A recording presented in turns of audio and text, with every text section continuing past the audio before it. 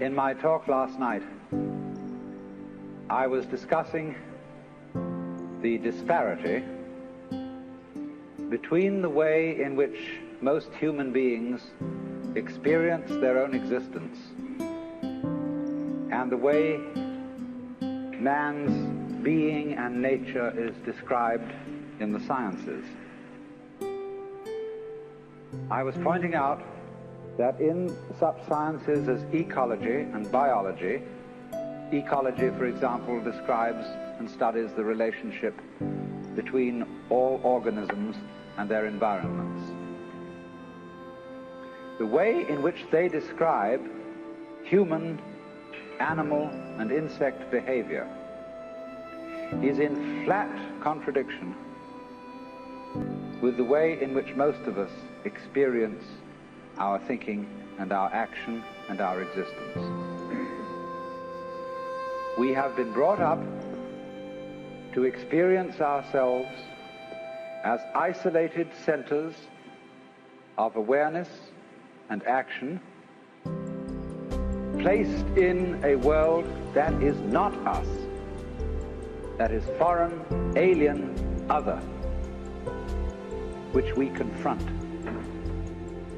Whereas, in fact, the way an ecologist describes human behavior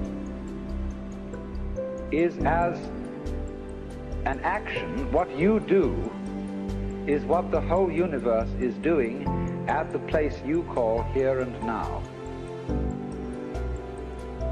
You are something the whole universe is doing in the same way that a wave is something that the whole ocean is doing. This is not what you might call a fatalistic or deterministic idea.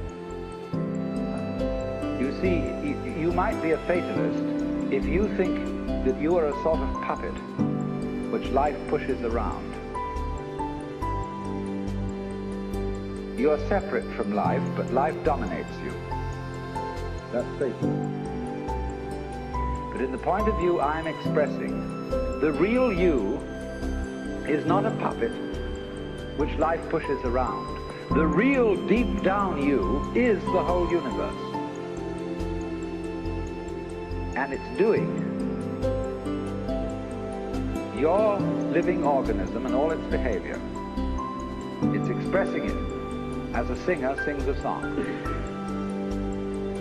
We've been hoodwinked into the feeling that we exist only inside our skins. And I was showing last night that that is a hallucination. It's just as nutty as anybody could be, like a fruitcake, you know, who thinks he's Napoleon or something or other. Thinks he's a poached egg and goes around finding a piece of toast to sit on. It's just like that, a hallucination.